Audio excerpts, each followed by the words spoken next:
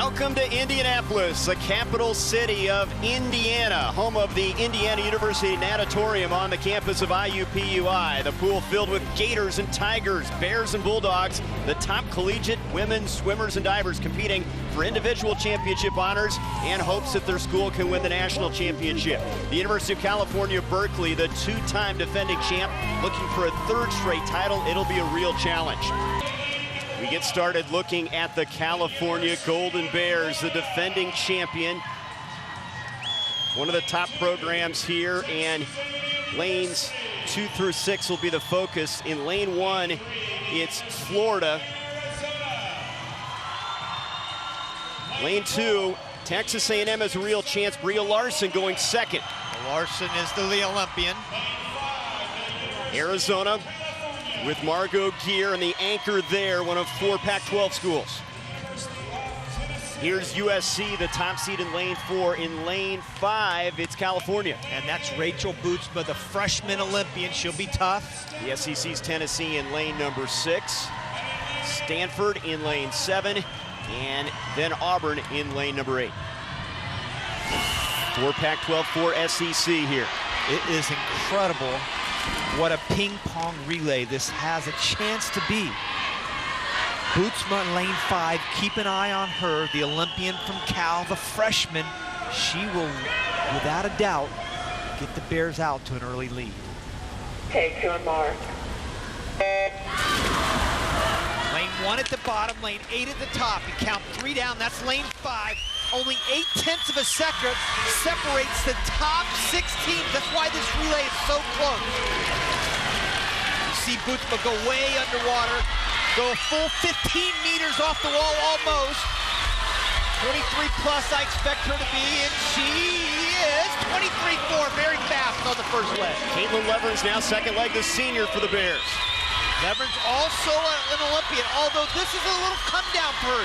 She's used to a little longer distance. She's a much better 200 breaststroker. The field will start to catch her a little bit, believe it or not, including Bria Larson, the Olympian, down there in lane number 2. For Texas A&M in lane 2, Molly Hannes from Tennessee. Lane 6 for the Vols. Here's a key leg for USC. Lane number 4, middle of the pool, that's Kendall Stewart. She has to have the kind of leg she had in the prelims. Cindy Tran for California, the third leg for the Bears. This looks like it could be shaping up to be another good one. Look at A&M at the bottom, but Tran's putting in a great one for Cal. And Tennessee challenging as well with Kelsey Floyd. Now it's Kaylin Bing, the sophomore. Faith Johnson for Tennessee, a freshman. Faith Johnson, they've done it 2 times before, and I think they're going to do it again. The great turn right there coming off for Johnson. I don't think anybody can catch her at this point. Can Tennessee win 3 relays here? Tennessee with Faith Johnson, the freshman, the Vols are going to get it done.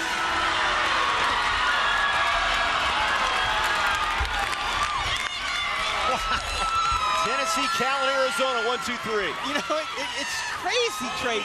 Tennessee has never won a relay going into this NCAA championship, and now they're 3 for 3. I think their team is in a little bit of a shock right now. And they take the team lead with that swim right there.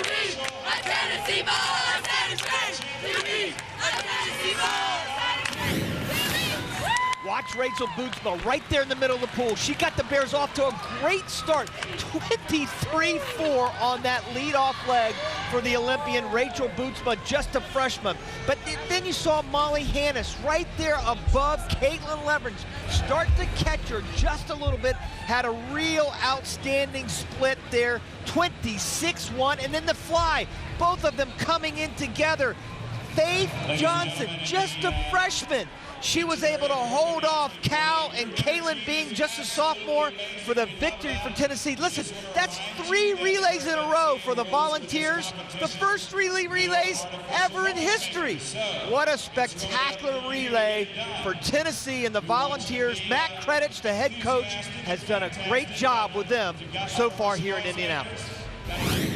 The results in the 200 medley relay. Tennessee a convincing win over California as Arizona finishes in 3rd place. Plenty of star power on display. The 400 IM as you look at Leverins and Hosu with the American and NCAA marks. This showcases Olympic silver medalists in this event, Elizabeth Beisel, going for the championship in the NCAA. Greg Troy talks about Beisel being a coach's dream. She's a definite team leader. Elizabeth has a very amiable personality. People are attracted to her. She's upbeat all the time. A lot of fun to train with, and a lot of fun to be around. And Trey, I think he's right. She just makes everybody around her much better because she enjoys the sport so much, and she's going to be very tough to beat in this 400 IM. She will get a challenge by Caitlin Leverins, second last year at the NCAAs in this event. A bronze medalist back in London last summer in the 200 IM, 200 metric version. She's going to be very good as well. One of the few swimmers that have broken 4 minutes. And here's Dorado. We haven't talked much about her because she's just seems to be always in the shadows of a Beisel and Leverins and a Katinka Hosu who won the last couple years. She's gone, so this event is wide open. So Maya Dorado will be in the hunt for this one. There's the start list, 2 Texas A&M Aggies, and of course, middle of the pool, Leverins, Henry out of Texas A&M as well. You got to keep an eye on her. 3 of the 5 fastest swimmers in history are in this event. So this is going to be a very quick one. No doubt it's going to take under 4 minutes to win it.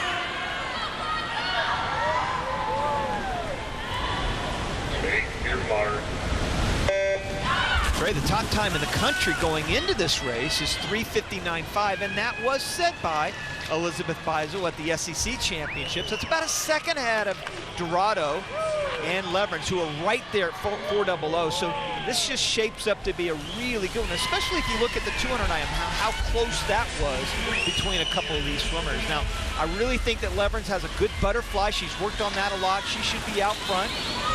She's in lane 3. Remember, 1 at the very bottom of your screen, lane 8 at the very top. There's Leverins right there. If you count 3 from the bottom, lane number 3 at the very bottom. Camille Adams will also be very good in this butterfly. She was in the Olympics as well. So you have 3 different Olympians in 3 different events.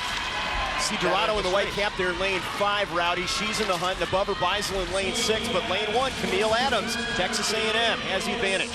Not sure she has the firepower to kind of put in 3 more legs like that, but she certainly has built an early lead, and a little bit of a sleeper because she's at the bottom, so nobody else can see her, especially there in the middle of the pool where the race shapes up to be. Also, lane 8 at the very top, Georgia, in terms of the team race with Melanie Margalis. That's important up there. That's a really good point you make. You have a couple of teams that are right in the thick of things. Georgia, A&M, Stanford, USC. I mean, all of them have a really good chance of winning this team title. The only one that you don't see is Tennessee, and they really have the lead right now, but they're going to fall off that lead after this event. It's like Beisel in front right now in lane 6 from Florida. Dorado from Stanford behind her, right next to her in lane 5. And then it's Camille Adams in lane 1 at the bottom. Well, you expect Beisel to have that great backstroke. The Olympian in this event, the last 2 Olympic Games. Remember, she's 3 from the top, right there with that blue cap. Gonna go in, as you said, with that slight lead at the halfway point. Beisel, 3rd last year at the NCAAs. Continues to lead by just a little bit. Dorado right with her. And this is where I think Dorado has a chance to stay even with Beisel, although her breaststroke has improved so much. And I think she's going to be a lot faster than she was in prelim. She was only 108 plus in the prelim. Excuse me, she was 110.9. Dorado was 108 plus, so you know she's going to improve on that. Beisel and Dorado, Florida and Stanford, lane 6 and 5. You see them out in front. What about Leverins in lane 3? Well, she's got to have to make her move right now. She can't wait any longer because she doesn't have the freestyle to be able to match up against Beisel and Dorado. And there she is right there in lane number 3 toward the bottom. She's trying to inch up as much as possible.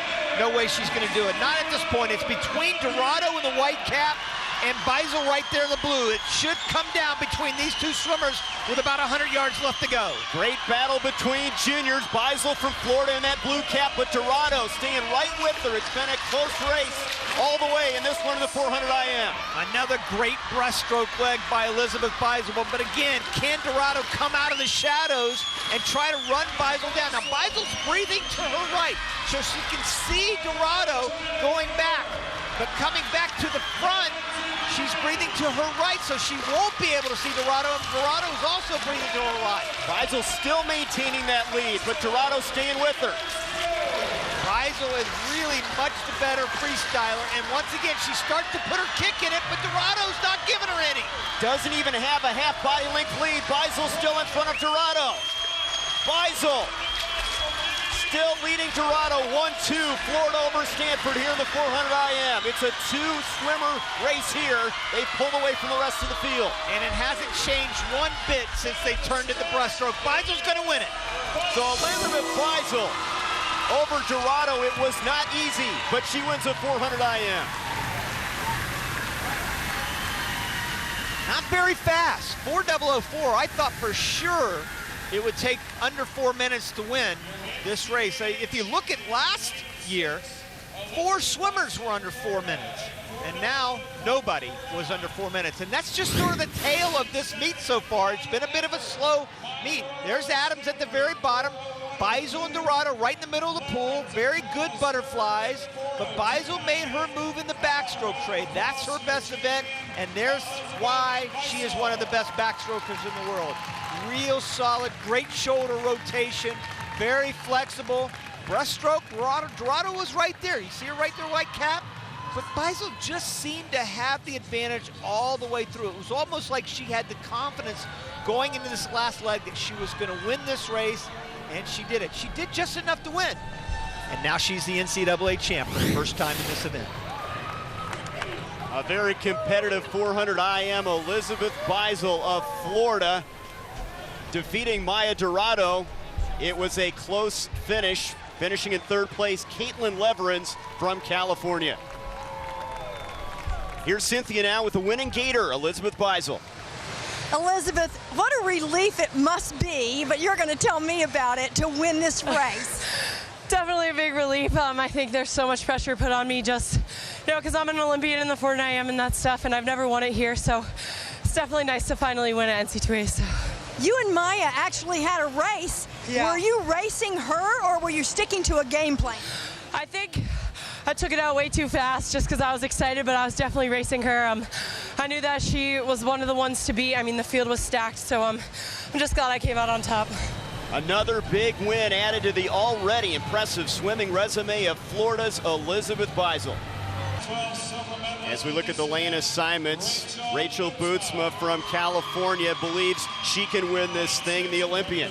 Well, look at across the board. You have 8 different teams represented here. First time winners going to happen. Parity is really struck, at least from top to bottom here at these NCAA championships. And Rachel Bootsma, another Olympian, has probably the best underwaters of any swimmer, and that could be a real key coming home on the stretch. She'll be very good. She's qualified second, Trey.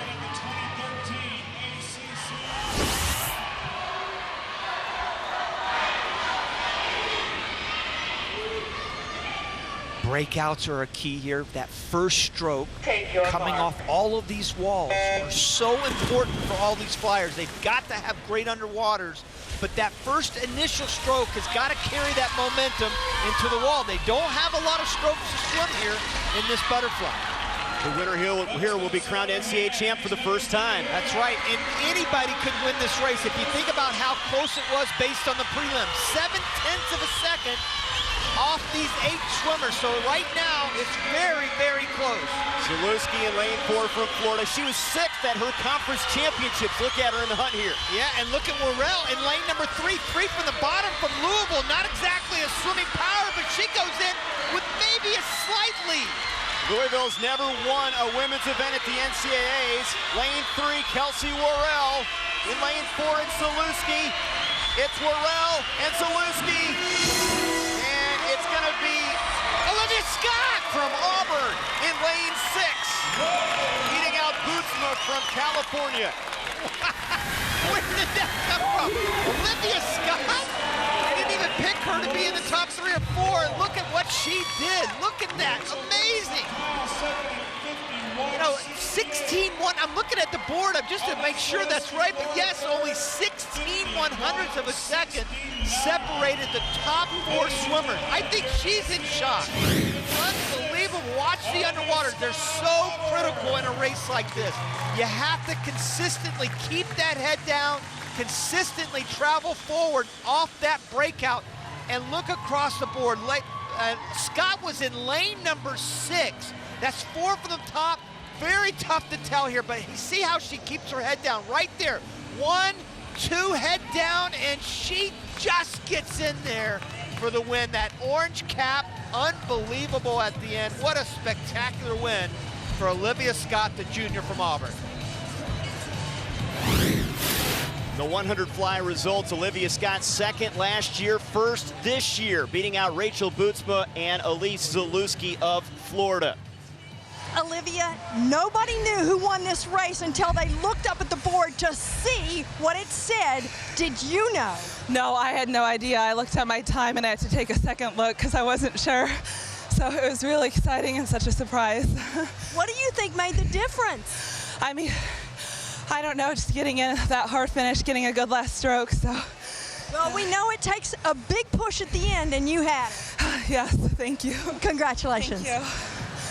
What an unexpected surprise for Olivia Scott and the Auburn faithful here at the NCAA Swimming and Diving Championship. When we return, we have a couple of American record holders, the best in their events. Georgia's Megan Romano in the 200 free and Bria Larson from Texas A&M in the 100 breast. Don't go away.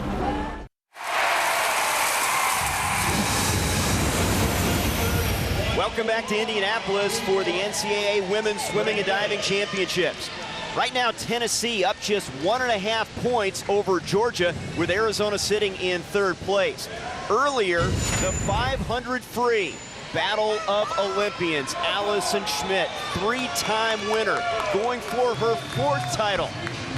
She'll be challenged by Haley Anderson of USC, defending her title. Yeah, there were 3 Olympians. You added Shannon Freeland in this, Trey, and what a race it turned out to be.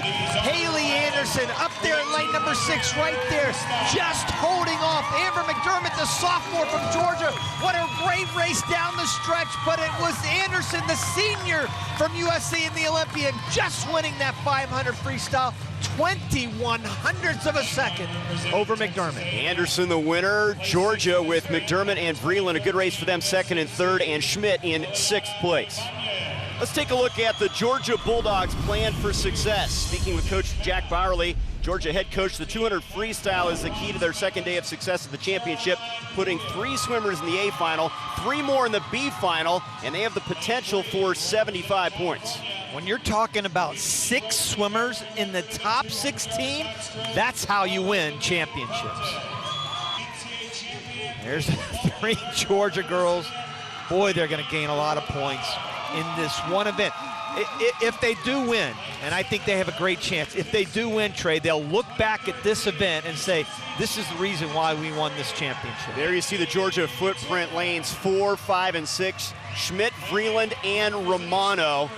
Really a chance to make a big dent in this team race. But Cal did the job they had to do. They put 2 swimmers in the top. They just won the B final we just watched a couple of minutes ago. So they have a great chance to at least maintain some sort of pace with Georgia. Georgia's going to blow it out on this event, but at least they're there. Terry McKeever always has her swimmers ready to go. In any event, they step up to swim. Take your mark. This is a heavyweight race. You've got the Olympic gold medalist, and then you have the fastest swimmer history in the yard version. That's Megan Romano. We haven't even talked about her. She's up there in lane number 6. Really, really solid swimmer for Georgia. She can swim anything from the 50 to the 500, backstroke, you name it, she can swim it. See the Bears there in lanes 2 and 3 representing California. Georgia above them, lanes 4, 5, and 6 in the Whitecaps. Boy, it doesn't take long for Romano to get going, does it? She was out very fast at that 50, 24 plus. going out, and you can see her right there in lane 6, and then Schmidt right below her, 2 lanes below her in lane number 4. Right now, Georgia going 1-2. Pelton try to stay close. She's in lane 3 from the bottom. Right now it's Romano, the senior from St. Petersburg, Florida. Schmidt, the senior from Canton, Michigan, swimming for Georgia. Pelton just does what she's told to do. She could have easily swam the backstroke here. I'm talking about lane number 3 for Cal. But Tara McKeever said, I need you to step up at an event that we're not so strong in. That's the 200 freestyle. And she said, sure, coach, I'll do it. I'm just a freshman, but just put me wherever I'm needed. Georgia trying to dominate this one with Romano still in front and Schmidt trailing her lanes 6 and 4. And then in lane 3, Pelton from Cal Berkeley. Now, Pelton had the fastest last 50 in the prelim. She's right there with Schmidt, and Schmidt faded a little bit to 500. Will she fade here now? Look at the freshman from Cal in lane 3 in the blue cap. Pelton may get her. There goes Schmidt with the last surge. Challenging Schmidt for the finish, and it's going to be Georgia and Allison Schmidt. Pelton second. Romano, Freeland go 3-4 for the dog.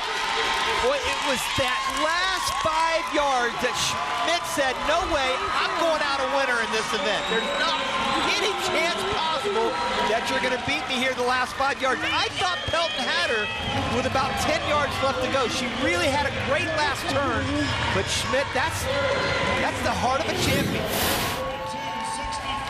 Here's the 3 Georgia girls at about the halfway point right there. Megan Romano went out for it. There's no question about that. She ended up fading just a little bit the 3rd. Here's the 150 turn. All 3 are right in the mix of things. And then I thought Schmidt had it going off that turn. You know, you just felt like, oh, you know, the Olympic gold medalist. She's got everything going for her. But here's the finish right there. And that's where she took off. It was 5 yards in, Trey. Puts her head down, and boom, the Olympic gold medalist follows up with an NCAA championship her senior year and just holds off a freshman. Allison Schmidt now a 3-time winner in the 200. Free her Georgia teammate Megan Romano in 3rd. Pelton takes 2nd place. Let's hear from the winner. Allison, great racing. How important was it for you to win this race? I'm just excited to win for Georgia. We had 3 great girls in there for Georgia. Finishing in 1-3-4 is awesome. Do you have a sense of how important this race is if you all do win this championship?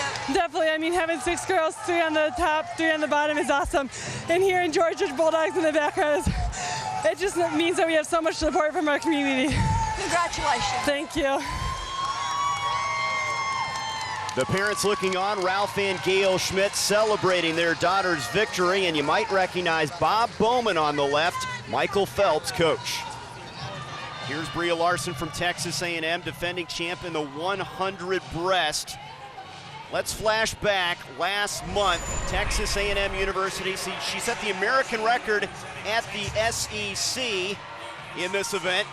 Hannah was explosive that first 50, and she may be out ahead of Larson. She is. She's ahead of Larson at the halfway point, 27 flat. That is under record pace right there. She's under American record pace. Sophomore from Tennessee giving Larson everything she wants here, but Larson a bit of an advantage still in lane 4. Larson pulled ahead a little bit on that 3rd 25. This is where she carries that speed so well. And look at her explode off that 25. The Olympian trying to bring it home for Texas A&M. Hannah's trailing. It's going to be Larson. She wins the 100 breast. And a new American record. It's the fastest in history.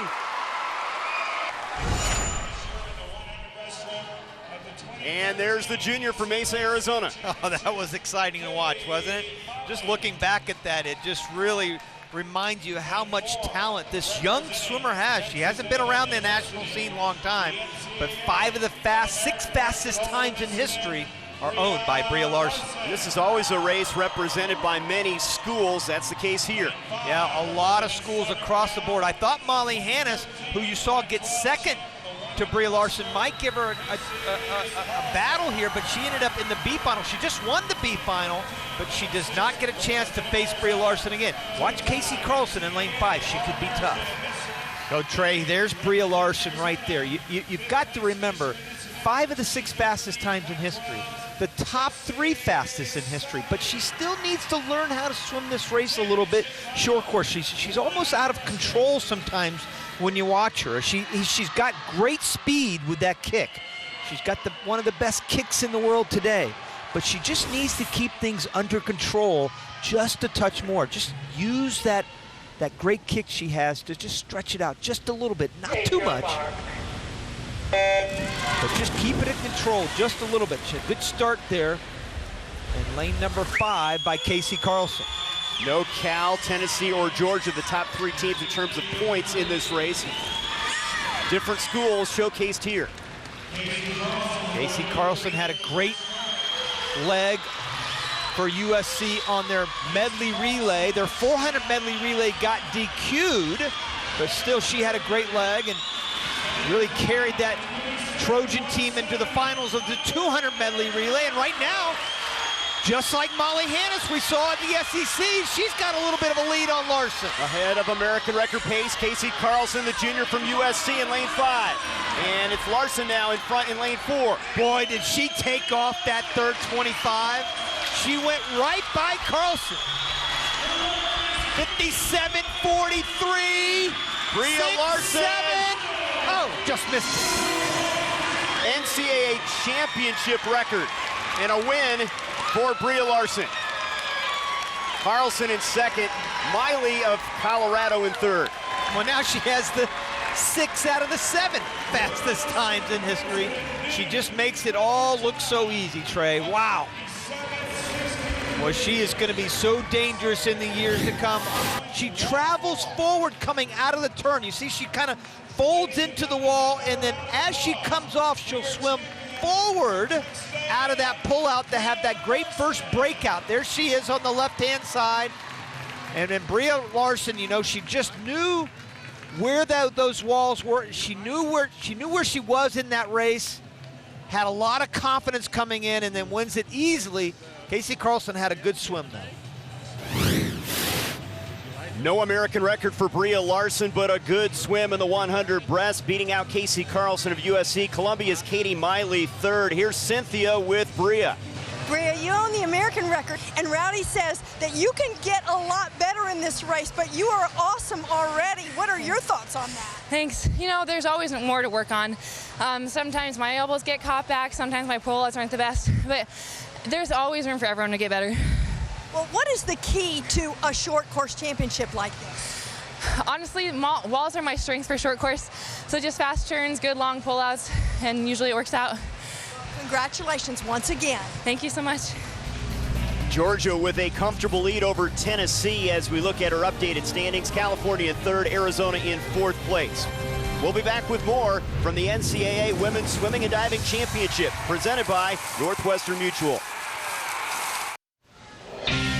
Welcome back to Indianapolis, Indiana. We're at the IU Natatorium downtown on the campus of IUPUI. The NCAA Women's Swimming and Diving Championships. Cindy Tran is the defending champion in the 100 back, the junior. Her team going for a team title. We flash back last year, NCAA 100 back at Auburn, the way we called it. NCAA record pace. And would this be amazing? Guess who has the record? The best underwater swimmer in the world, Natalie Conklin, 49.9. Cindy Tran in lane 4, thinking about a record. Can she get there? 8, 9. Oh, just missed it. 50.31. It was an incredible swim again. She has not been quite at that level as she was last year. Struggling a little bit. Was the Pac-12 champion. Check that. Actually, Rachel Bootsma was the Pac-12 champion. Was 51.4 at the Pac-12 championships, but just hasn't been the same than she was last year. Talk about Bootsma. There she is, the freshman Olympian. Can you imagine what this team is going to be like next year when Missy Franklin comes in, has signed to swim here? There's Coach Terry McKeever. Wow, Trey, this is, I mean, think about it. Franklin's the best backstroker in the world. You've got Bootsma, who's on that team with her. Cindy Tran's just a junior. And we didn't even talk about Elizabeth Pelton, who's also a backstroker, but swam freestyle here. They have that championship pedigree, but Texas A&M represented by a couple swimmers in lanes 1 and 3 as we look at the start list. Well, that's going to help them stay in the mix of things. Remember, Georgia didn't have any breaststrokers, has no backstrokers here. And I was talking to Coach Bowerly earlier, and he said that 200 freestyle is going to have to carry us for a little while because the rest of the teams are going to catch up here in this back and breast.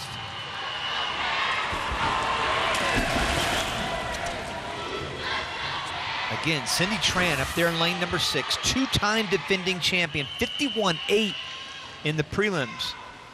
If you think back, she went 50.3 last year. But right now, the most important thing are points. Just start scoring some points. Cal has 2 swimmers in there that have a great chance of scoring big-time points. The favorite has to be Rachel Bootsma, though, right there in the middle of the pool. No doubt the most speed, got great sharp turns, 4 from the bottom. Tran's going out much faster than she did in the prelims. Right now, Cal 1 and 2, Trey. Tran and Bootsma for the Bears. Again, no Georgia, no Tennessee. The Bears need the points, as you just mentioned, and looking good at the outset here. Boy, Rachel Bootsma looking really good. 49.97 is the record. She's going to win this going away. Not sure she'll break the record, but she's going to win. Bootsma, the freshman from California, by almost a body length, wins it for California.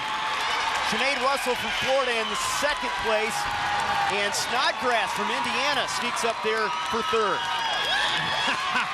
50.1, 24.4, 25.6. That's the 2nd fastest time in history. Only to the great Natalie Cogman. Wow. She just put together such a spectacular race. Again, I'd love to see a 400 backstroke relay with Cal next year, even this year. Unbelievable. Here's the 50 turn here.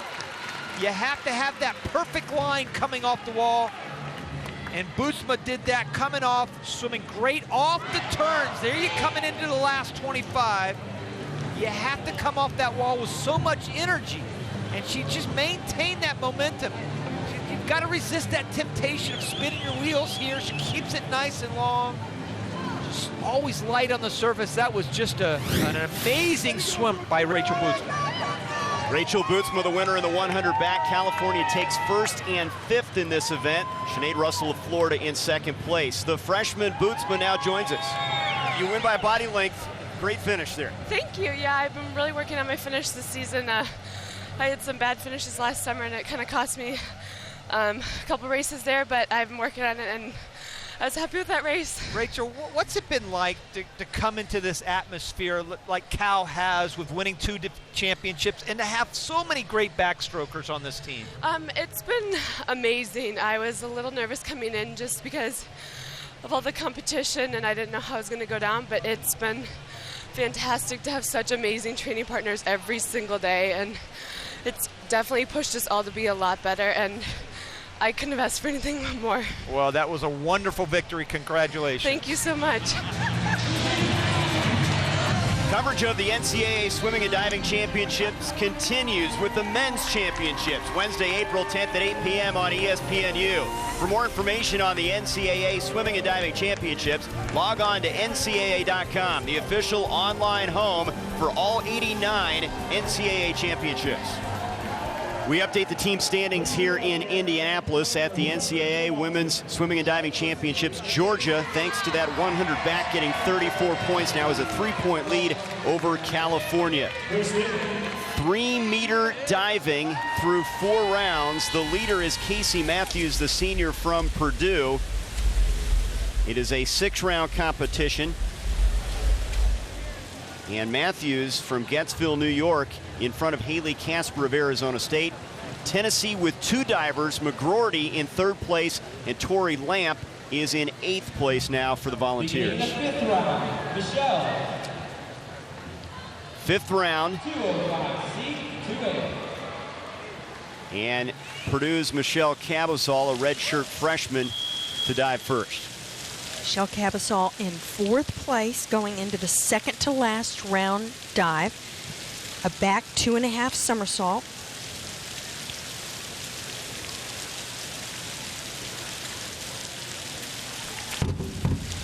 You know, one of the things that Michelle does so well is keep her head still on the takeoff.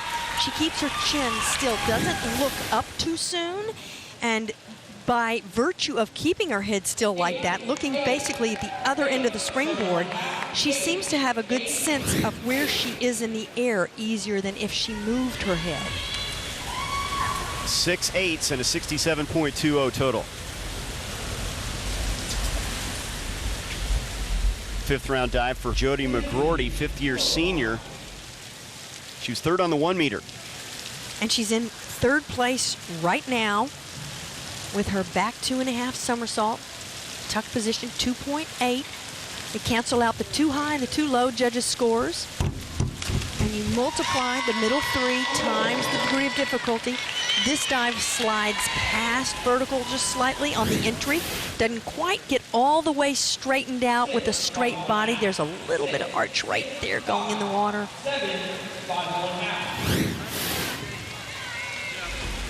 And her scores a 49 total on that dive for the 5th-year senior. Haley Casper from Arizona State, a junior from Alberta, Canada. And she has a great opportunity here to increase her lead over 3rd place Jody McGroarty from Tennessee, because she has a high degree of difficulty dive at 3.0. She was more than 10 points ahead going into this second to last round. That is of 3rd place. She wasn't winning, she was in 2nd.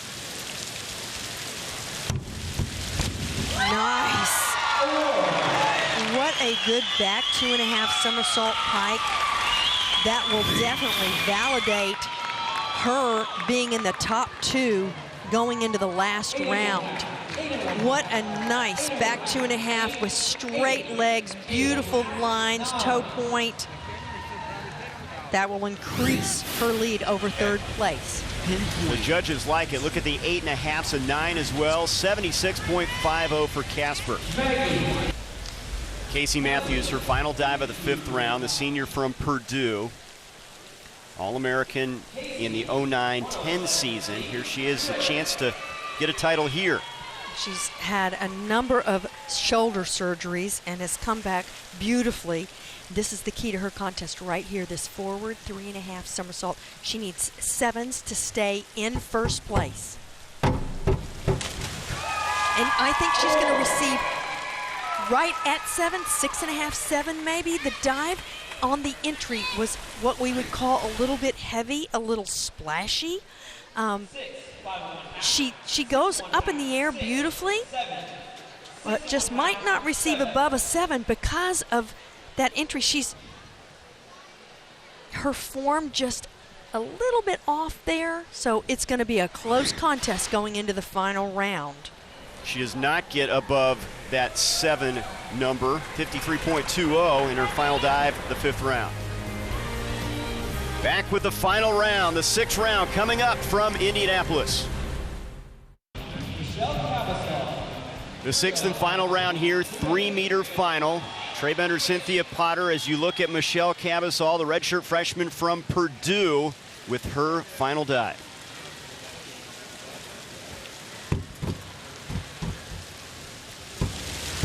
Michelle Cavazal in 3rd place going into this final round. And she's very early on in the round, but she's been doing a very consistent job. Hasn't really missed any dives and hit a very good dive in round 5. This is a pretty takeoff, a reverse 2.5 somersault. She has really good visual spotting references, and she uses them well. Misses that entry just a little bit. You saw the splash come up. And everybody watches their dives on the TiVo or the DVR right after they do them. 56 points total.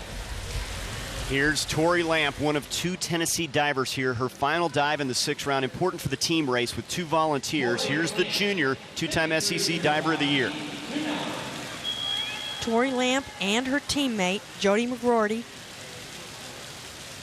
will score at least 23 points. They're going to receive more than that because Jody McGroarty is in 4th place, even though Tori was in 8th. Going into this last round, that's a good reverse 1.5 with 2.5 twists. See if she can get out of that 8th place and score a couple more points for Tennessee. We know how critical each point is. This is quite a good dive, a better entry than we've seen on a couple of her other dives. Very nice twisting position, the legs and the feet together. Good last dive for Tori Lamp from Tennessee. Just shy of 61 points as you see the totals. She will be at least 7th, so she did climb up at least 1 spot. And here's Jody McGroarty, her final dive. 3rd on the 1 meter.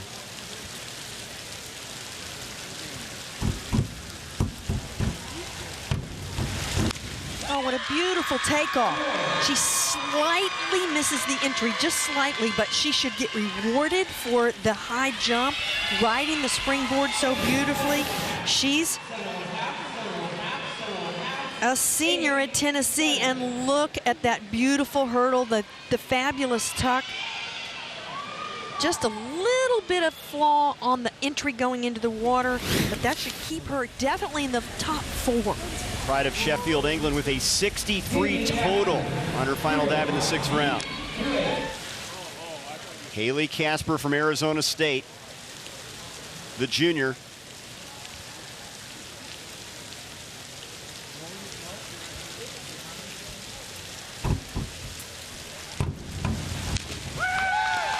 And she has a little mistake as she kicks out of this reverse 2.5, but she had about 4 points over Casey Matthews from Purdue, and Casey will come up soon in the competition. So it's going to come down to Casey Matthews' last dive to see if this woman, Haley Casper from ASU, will win the NCAAs or not. Is that total good enough? 54.60 for Casper. Here's Kelly Hendricks. She's from Schaumburg, Illinois, diving for Eastern Michigan. Kelly's final dive in NCAA competition, she went from 6th to 4th in the previous round. Can she score 7.5s or above to put herself in a position to be in the top 3? And that is a beautifully performed back 2.5 somersault.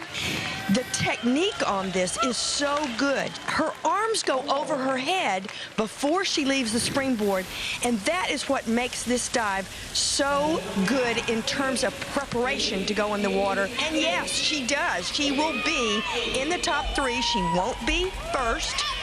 Final dive, round 6, 3-meter competition. Casey Matthews in the hunt, the senior from Purdue. That's right. It all comes down to this final dive. She was the top qualifier. That meant that she had more points out of the preliminaries than any other diver. And in order for her to win this contest, her last dive, she needs 7.5. And there's the leader from Arizona State right now, Haley Casper, watching Casey Matthews, the senior from Purdue. She needs 7.5. There's your champion. She will receive more than 7.5. This dive, an inward 2.5, is beautifully performed, especially the entry, the form on the kick out. Casey Matthews will win as a senior her first NCAA title, and it came down to that dive. A big moment for Purdue, West Lafayette, Indiana, as she gets 8s, 3 9s, 67.50 for Casey Matthews, the champion in the 3-meter. Adam Soldati celebrating with her.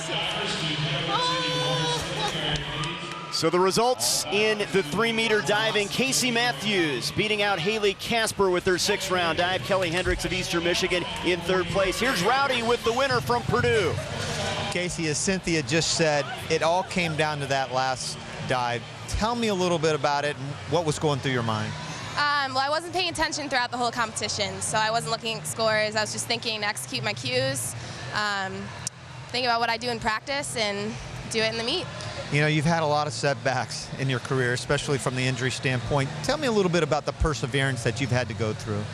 Yeah, I've had to go through quite a bit in the last couple of years, but I fought my way back, and it feels great to just be here representing Purdue again and be able to compete, because this is what I love to do. So it's a great way to go out as a senior. Congratulations. Thank you. The NCAA Women's Swimming and Diving Championships will continue here on ESPNU. Welcome back to the NCAA Women's Swimming and Diving Championships. Other winners, the 1650 free.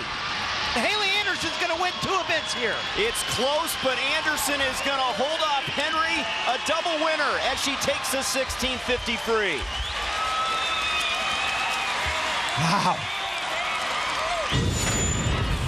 Here comes Elizabeth Pelton, the freshman for the Bears, as they are challenging, of course, in that team race. And right now they've taken second place in this race. This is huge for Cal just to get second here. Pelton right there toward the bottom, Trey. You're right. She was second in that 200 freestyle. So, and she's going to get second for the Bears here. Georgia and California 1-2 in the 800 free relay.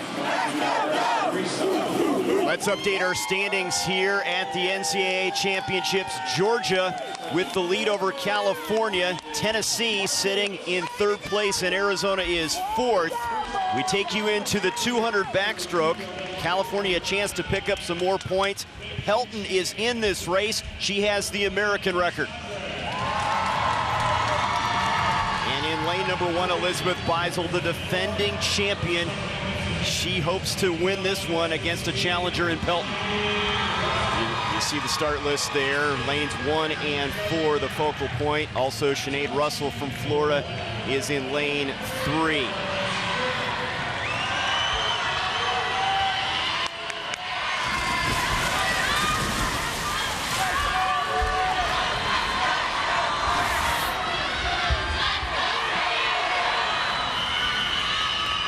watch to start in the middle of the pool. Pelton, lane 4, top qualifier, black cap. That was Beisel right in front of you in lane 1. That's where the battle should shape up. The dark horse in all of this is Dominique Bouchard, right there in lane number 5. If you count from the top, lane 8 at the top, 1 at the bottom. Lane 5 right there is Bouchard. She could be a factor later on, but she's got to keep it close at the very beginning. Bouchard and Russell, a couple Canadians, flanking Pelton in lane 4 from Cal. Boy, Pelton doesn't waste any time, does she? She was pretty much even with the field in the prelims. There were 6-7 swimmers that were 54 plus. Where she took off was at the 100. So this bodes very well for her. And I think Beisel right there at the very bottom, I think Trey, I think she knows she's going to have to go out with Pelton if she's going to have a chance, because Pelton can come home with Beisel, and that's very rare to be able to see that. Beisel's so good at that 200 back distance. Right now the freshman from California in the lead in lane 4. NCAA record pace. Wow, 53 flat. That's ahead of her own pace of 53.2 and about a second and a half ahead of Gemma Spofforth's all-time best time. Really fast going out. Pelton more than a body length lead over Beisel. You see her down there in lane 1. And here comes Bouchard, just what I talked about. She didn't let that field get away too much. She's got a great chance at second, but this is all about Elizabeth Pelton right there, 53 plus going out. Wow, she is good. Blowing away the field, Elizabeth Pelton right now. 1:48.39 is her best American record, the fastest time in history. 1:48.34, that's the time to look for. 48.34, she's going to get it. The 19-year-old from Fairfield, Connecticut, an NCAA American record.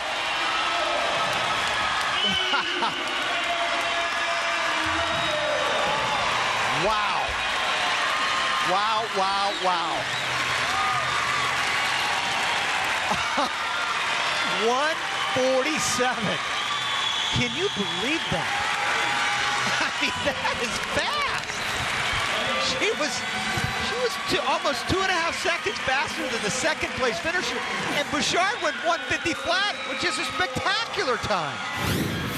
That underwater, watch her turn here. She has that little slight submersion right here, and then she comes off that wall so quickly, and a great streamline. She pops up, great momentum to the surface. You know, I am so proud of this lady. She got third at the Olympic trials last summer, Trey, in 2 different events. They only take the top 2 to the Olympic Games. And one of them, she would, the Americans went on to win 1-3 in the Olympic Games. So she is all about the team here at these NCAA championships. Great swim. An American record swim for Elizabeth Pelton from California. Dominique Bouchard of Missouri second. Cavazal of Florida takes third. Record swim, here's Cynthia. Elizabeth, the first American record at this meet and the fastest time in history. Did you have your designs on the record? Well, I set it at Pac-12s again, so basically tonight I just told myself it doesn't matter which you go, just swim it how you usually do, and then to see what happens. Well, Rowdy has commented that you are the epitome of the team player because you will swim in any event that coach thinks you can contribute points in. What has this freshman championship been like for you? Ooh, yeah, Terry definitely likes to put me everywhere. I don't know, basically just each race reset because I know that the team is on my back. Well, you are responding very well, and congratulations. We'll be back with more from the NCAA Women's Swimming and Diving Championships. Welcome back to Indianapolis. Our updated team standings show Georgia has an 18-point lead over California, with 3 teams battling for third place. As we get ready for the 100 free, the 50 free earlier, Margot Geer, the winner. She gets her first NCAA championship. Coming into Arizona, that was definitely my goal. I wanted to, become a national champion, and I knew that Arizona was, they had a tradition of really good sprinters, and so, being able to be a part of that is just a dream come true. In all seriousness, I've always, dreamt of doing that, so it's just awesome. Here are the finalists in the 50 free, and we ask Arizona's Margot Geer to take us through the race. My start's kind of my weakest point of my race, and I think I can admit to that. So diving in, I'm kind of just more patient, and I'm not expecting to come up first, although I want to change that in the future. But so being patient and knowing that when I hit that wall, I'm just going to explode off of it, and finishing the race is my strong point. So going into that wall, just getting your hand to the wall first is what I was going for on that race. Margot Geer with a championship in the 50 free, beating out Megan Romano of Georgia. Tennessee with a good showing with 3rd and 4th place. And here is Margot Geer going for the sprint double. Margot Geer, she was 3rd last year, has a great chance to move up and win this in 2013. Lane assignments, lane 1, the junior from Florida, Elise Zalewski. 3rd in the 100 fly here at the NCAA's, just lucky to get in. Great for the Gators, though. And a freshman from California in lane 2, Rachel Acker. Great 200 freestyler, so she'll have great closing speed. Speaking of Frosh, Florida's Natalie Heinz. A sensational swimmer for the Gators. They're going to love her for years to come. Here is Geer in lane 4. Yeah, Geer is the Pac-12 champion, so she'll want to follow that up with an NCAA championship. Megan Romano, the senior for Georgia. SEC champion. She was 2nd last year. Here's her teammate Allison Schmidt in lane number 6. Olympic gold medalist in the 200 freestyle. And Lindsey Gendron from Tennessee. Yeah, Gendron is so quick. She has great speed. And the 3rd Bulldog, Shannon Vreeland. And the 3rd Bulldog here in the 100 freestyle. This is why they're making their mark here at the NCAA championships.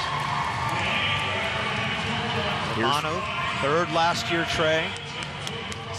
Check that, she was 2nd last year. Geer was 3rd last year, so there's going to be a new champ.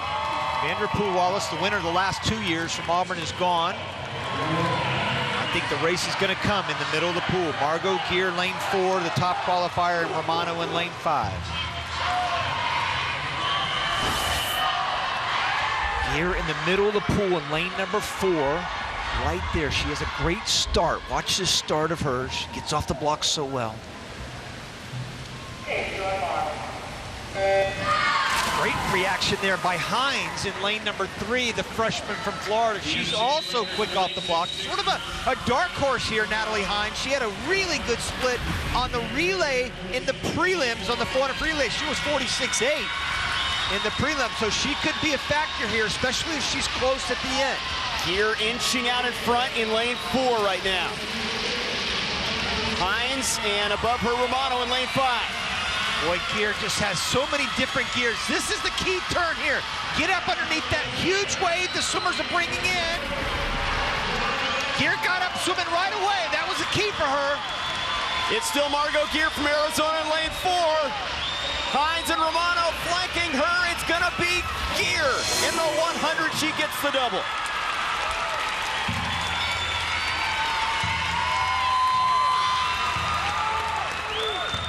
Boy, that was just a brilliant race from a strategy standpoint for Margot Gear, Trey, because she never panicked. When Hines was right there with her at the 50, she stayed focused on what she needed to do. She swam straight. She didn't swim circle. A lot of times freestylers will end up doing that. 47.19 is not especially fast. In fact, she was a little bit slower than she was in the prelims, but the start was the key here. Watch her when she gets off that block. Has a huge burst and great at reacting off that beep or horn or the gun. That's the key, is reaction. And here's this last turn. Watch her when she comes to the wall here. She has that great technique when she gets over and gets deep enough so she doesn't get bounced around a lot. She's not that big of a woman, so she's got to get up underneath that wave to make sure she doesn't get bounced around. And then she had a great finish at the end, 47.1, and as you said, the double. So the 50 free win, and now the 100 free for Margot Gear. Megan Romano and Natalie Heinz, 2 and 3. Cynthia with the Wildcat. Margot, you are amazing, winning your first and second NCAA titles here for the Wildcats. What does it take in these sprint events for you to be successful? Geez, definitely just a lot of willpower, I think, and just kind of clearing your mind and just deciding that you're going to go out there and just do it. Well, the comments we heard from the booth, Rowdy Gaines saying that you are so fast on the start and off of that third wall, you got off beautifully. Did you know that? Do you feel that you trained that? Yeah, I knew that Megan especially was really good coming home, so I think in my mind I wanted to definitely hit that last turn because I knew she would be coming on full force. So. Well done. Okay, thank you. It certainly was well done. She really had so much patience the last 5 or 10 yards. She resisted that temptation to start spinning your wheels, puts her head down and wins the NCAA. Let's take a look at the Capital One Cup standings update as teams compete for a combined $400,000 scholarship donation from Capital One. This is the women. Oregon has the lead in front of North Carolina and Penn State. We take you to an intriguing race, the 200 breast, defending champ against the record holder. Bria Larson is the record holder from Texas A&M, but the defending champion is Caitlin Leverance, the senior from California. Barely qualified, though. She'll be way up on top in lane number 8, just squeezed in to the final, but could be a factor when it's all said and done. And there is Larson, much improved this season. Yes, she is, Trey. You're so right. Much better in the 200 this year than she was last year. In fact, she's the fastest in history, 2:04.4. Here's our start list.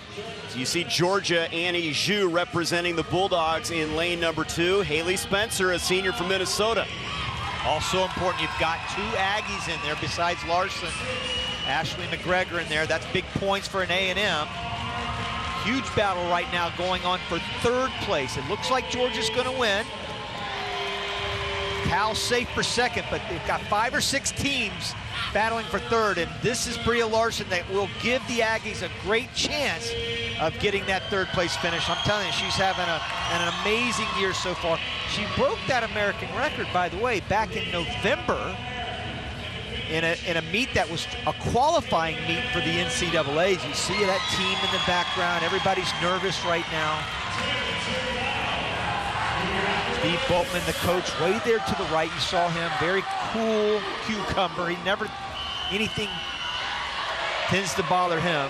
He's done a great job. Boy, Boltman has just done a wonderful job with these Aggies.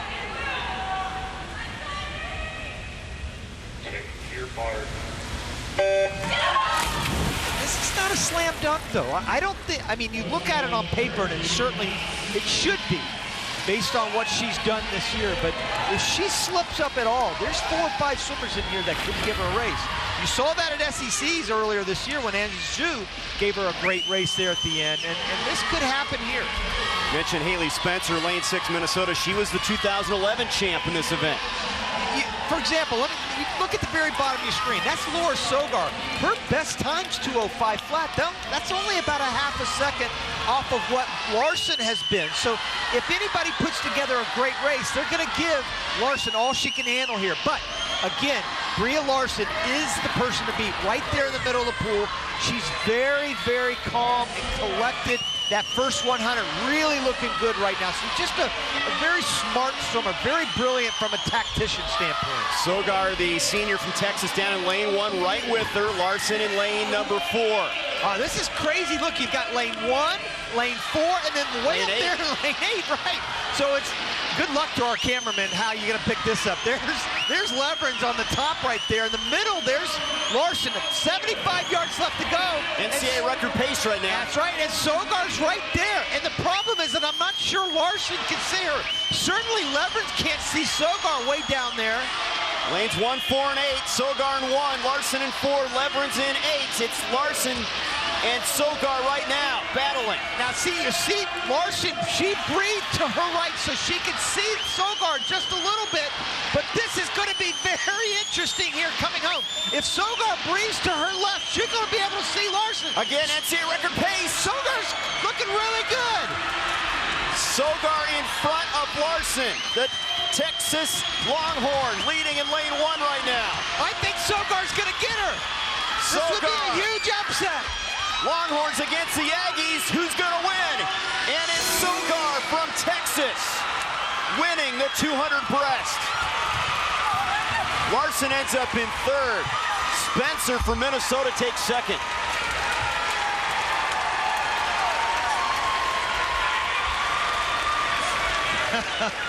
Pure joy. Pure joy, and from a swimmer who barely qualified to get into the final. You never quit. You never know what's going to happen. She was 7th and only 0.4 of a second away from not even making the final.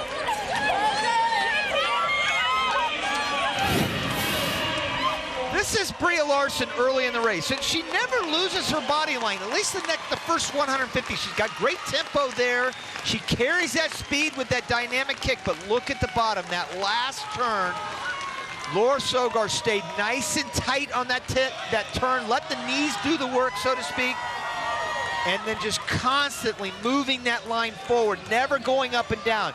Forward, forward, all the way into the wall, and you can see at the very end, Larson just ran out of steam. She just literally just ran out of steam at the end and got passed at the end by Spencer right there for 2nd. But this race was all about Sogar and the Horns. First NCAA title for Laura Sogar of Texas. Haley Spencer in 2nd. Bria Larson ends up in 3rd. Hook 'em Horns. Here's Cynthia. Laura, there's a lot of excitement down here right now. I'm going to let you tell me about it. I came into this race and I've had an interesting meet, a lot of ups and downs. I didn't know what to expect. I just wanted to have fun. This was my last swim of my college career, so I couldn't be happier. I'm so proud to be a Longhorn. It is so amazing that you almost didn't qualify for the final, and you come in here and swim your last race and win an NCAA title. How did you do it? I mean, between sessions, I was kind of freaking out. I was like, whoa, what is this meet going? Like, what's happening? But I just, talked to my coach and really tried to center myself and what the sport's all about, and it's just swimming. I've done this a million times before. I've done this in workout. Like, I need to just focus on what I knew I could do, and it worked. It's a beautiful way to end up your career. Congratulations. Thank you so much. The first NCAA title for Texas, Laura Sogar, as she wins in surprising fashion here. And her parents looking on. Expect the unexpected at the NCAA championships.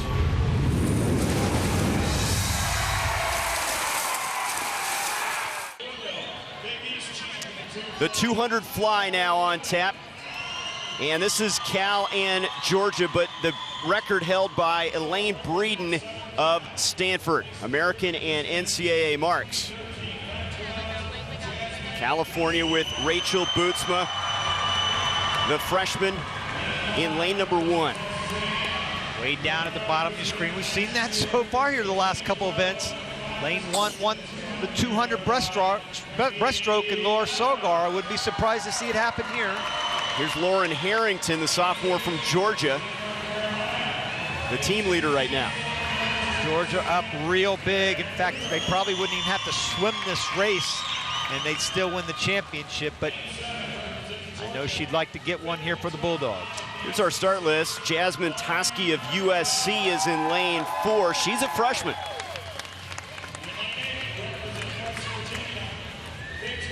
But here's Camille Adams, Trey, the Olympian, 5th in the 200 fly in London at the Olympic Games this last summer. Has been a little bit off at these NCAA championships, but really should be considered the favorite here.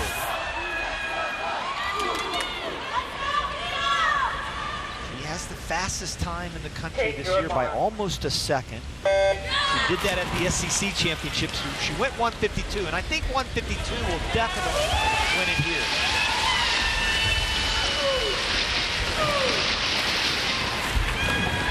You know, you look at this race and break it down, though. Only 9/10 of a second separated the top 7 swimmers. So it went from 154 flat with Toski all the way to 154.9 down there in lane number 1 with Bootsma. So this event really kind of is wide open from that standpoint, at least based on the prelim. See Bootsma down there in lane 1 and Toski in lane 4. Toski from Palo Alto, California, swimming for USC. Toski's had a great high school career, has been swimming well for USC. Right there in the middle of the pool is Toski. Right above her is Camille Adams. You can tell she has that side breathing. So she'll breathe to her left side. But that's good because then she'll be able to see Toski coming home. Normally in butterfly, you really have to use that peripheral vision. But here the advantage really goes to Camille Adams because watch when she comes up. She'll start to breathe just a touch to her side. So she'll see Toski all the way on this 25 right here with about 50 yards left to go. A little bit of separation now. It's Adams in lane 5, then Toski in lane 4. They're 1-2 right now in the middle. And in lane 2, Caroline Blaylock from North Carolina. And Adams had a great turn right there. She's just using her speed and her energy so well in and out of the turns. Adams, the junior, looking for her first NCAA title.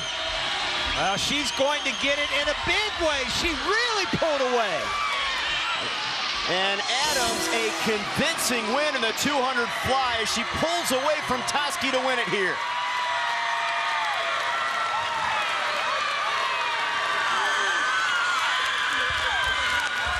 And you mentioned Harrington from Georgia. Big points for her. That was second place for Georgia, but Camille Adams, and I said 152 is going to win it, and it was right on the mark. She was, again, very patient. She just is so good at establishing the type of swim that she wants to have where everybody else is kind of chasing her. There she is right there. Toski's in the lead, but again, she just has that great soft landing position out front. Eyes looking slightly ahead, and then the turn, again, has so much speed and energy in and out of the wall. The knees do the work. Adams took the lead at this point and never really looked back. And her last 50 was amazing. You see that side breathing? You know, if you're really flexible, that works, and it works great for her. and it didn't really matter seeing her to the left because nobody was to the left and nobody was to the right.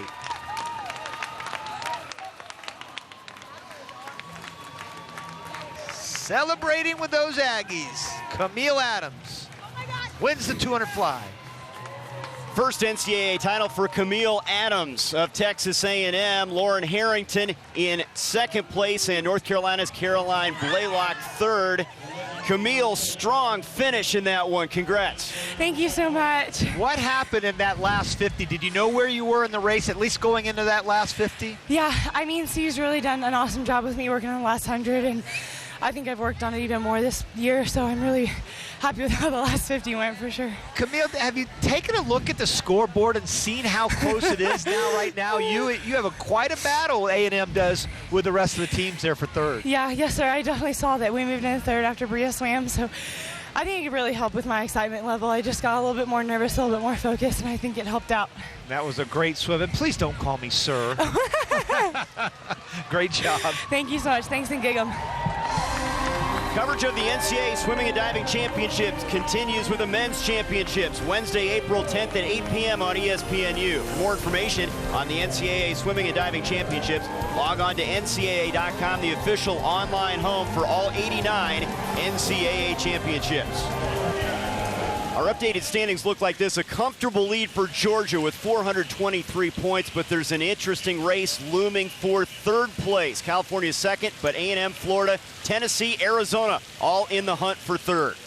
Standings after 3 rounds of the platform competition. Haley Ishimatsu of USC has the lead with Amy Kozad of Indiana in second. Tennessee's Tori Lamp, third place in the 5-round competition. Laura Ryan of Georgia with her 4th round dive. She was third on the platform at the SECs. And I was talking to her coach, Dan Locke, before the competition, and he was talking about how into the meet she is. She knows what all the swimmers need to do. She's been a great asset. Actually, he said she knows more about the swim meet and what's going on with the California swimmers, etc., than some of the Georgia swimmers do. She's a great teammate for all of those Georgia swimmers.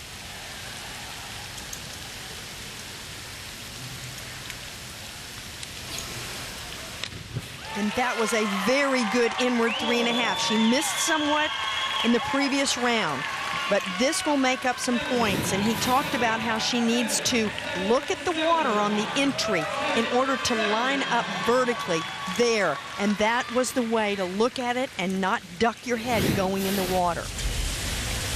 7.5s and 7, 68.80 the total. Cheyenne Cosino is a sophomore at Ohio State, Big Ten champion in the platform.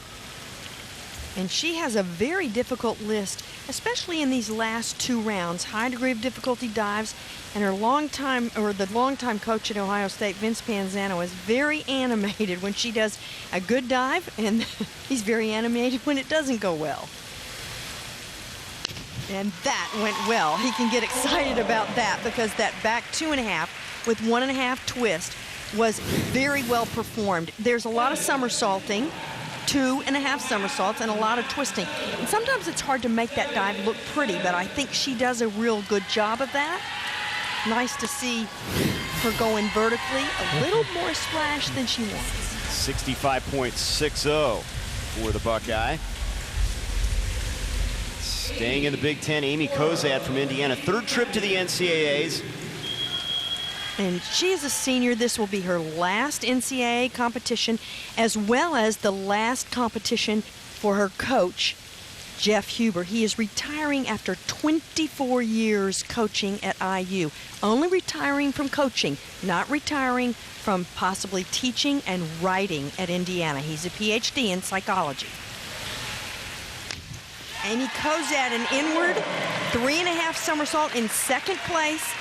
Going into the 2nd to last round. She was a walk-on 4 years ago, actually 5 years ago. She redshirted, and this is a very nice inward 3.5 somersault. Should keep her right in the hunt.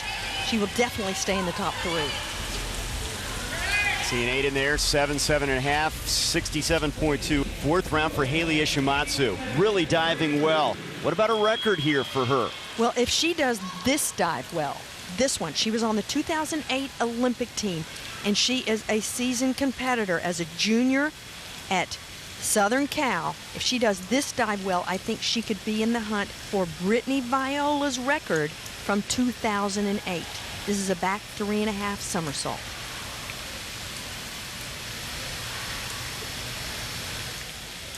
There you go. She is diving beautifully. Most of her scores in the first 3 rounds were 8s and above, nothing below that, and this is a terrific back 3.5, the best one we've seen. The jump impeccable, the kick out tight, beautiful pointed toes, the highest scoring dive of the meet thus far. And guess what? 8s and above, 82.50 for the junior from Seal Beach, California. Big relief. Tori Lamp now with her final dive of the 4th round. Junior from Knoxville, Tennessee. And she was second in this event last year. She is the only diver in this final to have made the final in all 3 events, the 1 meter, the 3 meter, and the platform. I've talked about that it's the marathon here for divers, and she is proficient at all 3 levels.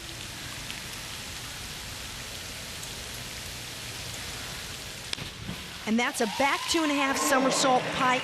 And her coach, Dave Harrington, told me if she does this dive well and she stays in this squat right there long enough, she'll be in good balance and control coming off the platform. So that's a nice effort. It's a little bit lower degree of difficulty than some of the other women had in this round, but should keep her in the top 3. It does get 7.5, so you see the total there. 1 round to go here on ESPNU. Welcome back to Indianapolis, Indiana, home of the NCAA, and today, home to the Women's Swimming and Diving Championships. Nearly a 50-point lead after a great round 4 dive. Haley Ishimatsu, she's in front over the field with Georgia's Laura Ryan moving into 5th place. Laura Ryan, her final dive. She was all SEC first team out of Elk River, Minnesota. She could possibly move up into the top 4. 3 would be tough, not impossible, but she needs a good dive here at 3.2 degree of difficulty. She is competing for 4th with the sophomore from Ohio State, Cheyenne Cosino, who has 1/10 degree of difficulty more than Laura in this final round.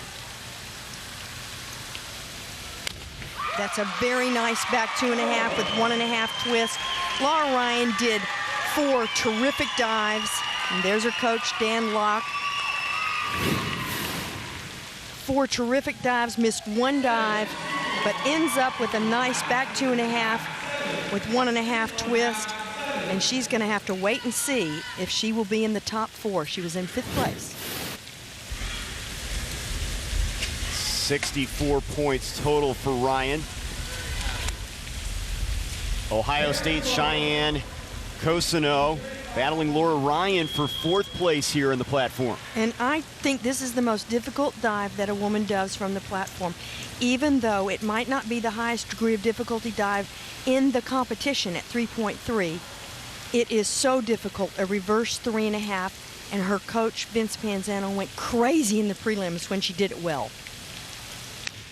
And she does it fairly well. Now, you saw a big splash on the entry. She wants to clean up that entry, but she completes the somersaults, and she ends up pretty well straight up and down. So this is not a miss by any means. It is not a miss. And if she is able to clean up this entry, which she did better in the preliminaries, then it is lights out for a diver like Cheyenne Cosino, because she has a ton of talent. There you see it, 5.5s across the board. And that's enough. Cosino, that moves ahead of Ryan. Yes. Amy Kozad, Big Ten champion, the senior in 2nd place right now. And it's her final dive in NCAA competition, a forward 3.5 pike. Her coach, Jeff Hubert, talked about how fantastic she is. And when she first walked onto the team, he said, I don't know what planet you're from, but I want to get more from that planet because she is a delight. Now this forward 3.5 is a little shy of vertical, just right there, a little bit shy of that vertical line that you want to see, but still good enough to keep her in the top 3. She was 3rd in the event last year, and she may end up in the same position this year. It's all going to depend on Tori Lamp. 63 points for Kozad. Haley Ishimatsu, can she get the NCAA record? Absolutely. It should be a piece of cake for her. This is one of her best dives. The record is 362.60 points set by Brittany Viola of Miami, another Olympian, but it was set in 2008.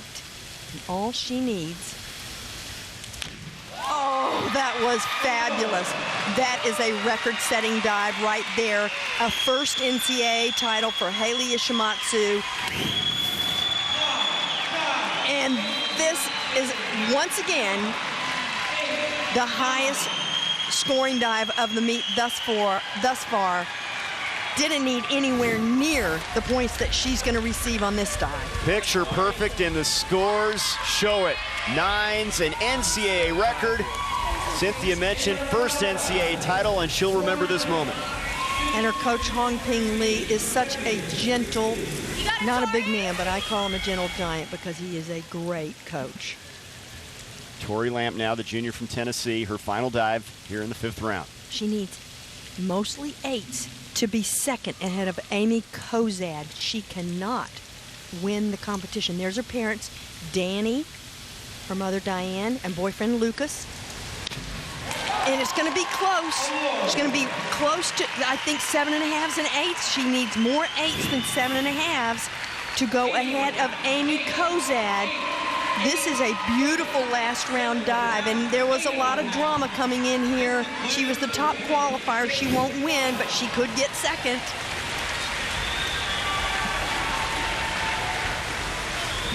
And there's the scores. She does it. 76.80. Lamp will move into second place, and Kozad 3rd. An NCAA record-setting effort for Haley Ishimatsu as she wins the title here. Tori Lamp finishing in second from Tennessee, and Indiana's Amy Kozad 3rd. Here's Rowdy with the record setter. Oh, and Trey, it's full of smiles down here. Haley, did you think you had a chance going into this final round that you could actually break that record? I honestly wasn't even aware of the record. I just focused on doing my dive the best I could. And then take me through that last dive. It was almost perfect from my standpoint. I just really focused on what I needed to do, what I've been training, and since it was my last dive, I was having fun and felt really good. Having fun is right. Congratulations. Thank you.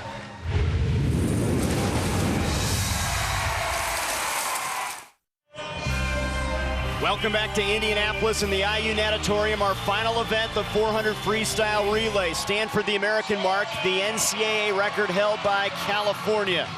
On paper, again, this relay looks like a slam dunk for Georgia, but we've seen some strange things happen here at the NCAA championships, especially, Trey, this last session. Anything can happen. We saw Sogar upset Bria Larson. This could happen here. And don't forget, there's a battle for 3rd overall, too. Now, Georgia's going to win the championship, no matter what happens here in the relay. Cal's going to finish 2nd, no matter what happens. But there's a great battle for 3rd between Tennessee and Texas A&M. A lot of dynamics, yeah. 2-8. Exactly, a lot of dynamics have to happen here. There's a 6-point differential here, and we'll be able to kind of shape that into what's going to happen here toward the end of the race. Shannon Vreeland, the junior from Georgia, starting it off for the Bulldogs there in lane 4. Florida's going to be good here. They're in lane number 6. Zalewski, they had 2 top 8 swimmers in the 100 freestyle. Zalewski was 4th in the 100 freestyle. There she is right there in lane number 6. Tennessee won the 200 freestyle relay. They're right down there in lane number 2. So this relay has a chance to be really special. And there's Pelton at 7.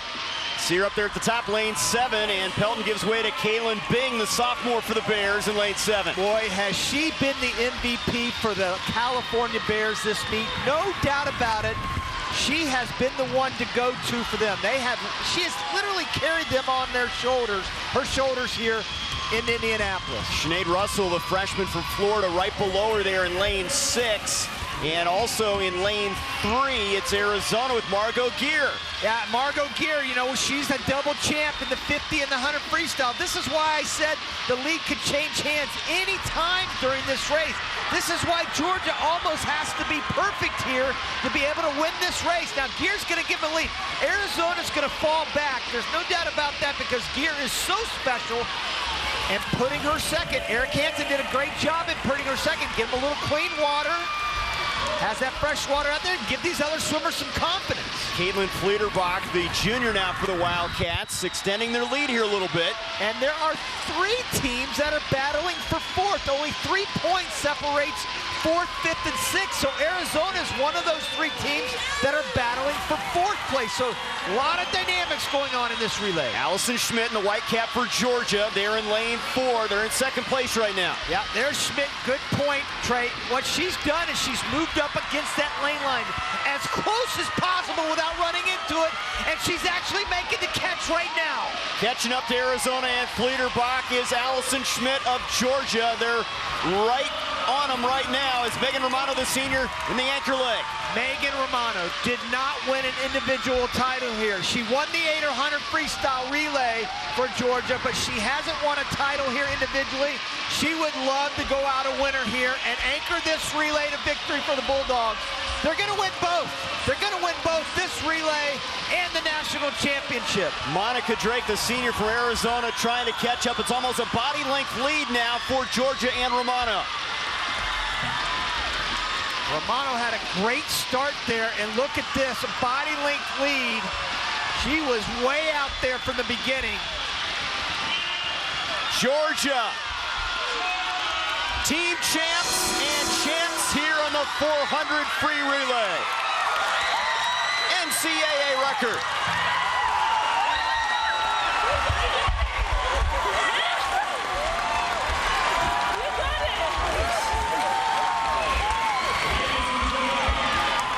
Well, this time paper held true.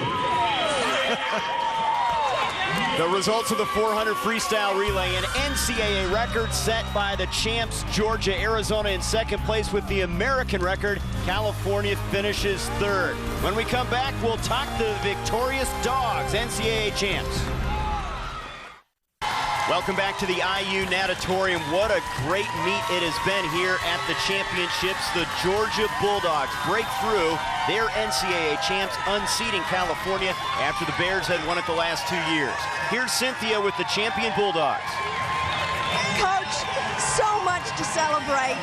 I think I'm correct, the 5th championship title? It's our 5th, Cynthia, yeah, and it goes over 3 decades now. Our first one was 99, and our second one was right here, so I love Indy. Well, everybody loves watching you at Indy, but I want to say that none of these women have been on a championship team, No. so I want you to talk to me about that. That's pretty special. I mean, Cal certainly has motivated us because we were 2nd a couple years in a row, and that sort of that gets to you. But that's what sports are all about. I told Tori tonight, I said, you know, that's what that helped us become a great team, and she's a great coach and one of the very best. But it was a total team effort, which we loved. We had all the swimmers knock it out. We actually only won 3 events, but so it was a total team effort. And we also had a big lift this year from our diving too, which is great. Well, I think the respect is obvious between you and the California Bears, but when you talk about the contribution of the divers as well, yep. Dan Locke has been here for, I think, 26 years now, so the divers have a part in this. It was great. You know, to have 2 divers here, first time I've had 2 girls here in a long, long time, and they did a great job and scored some valuable points for the team, so it was a lot of fun. Well, one last thing. I know that you have some very special freestylers, but 2 are seniors this year that you have had some words about that couldn't be more respectful. Yeah, Schmitty and Megan Romano are about as good as they get, and they're team-oriented. They Megan may be the best relay swimmer we've had in our women's history. And but we had 3 great seniors, Kelsey Gade too. And you know, I love them all, and they did a great job as leaders, and they also do a great job in the pool. But it's really special for them to experience this, and actually for all of them to feel this. I told the kids, well, I'll probably tell them a little later, it's going to make music sound better, food taste better, and the weather, even on a bad day, look good. Well, enjoy your celebration, and congratulations to you, all the Thanks, coaches, Cynthia. and all of the Bulldogs. Congratulations to Georgia. Yeah, Trey, this shows what teamwork can do. And Jack Barley said it best. They only won 3 races, yet here they are, team champions. Winners of the 2013 NCAA Swimming and Diving Championship. For Cynthia Potter and Rowdy Gaines, I'm Trey Bender saying so long from Indianapolis.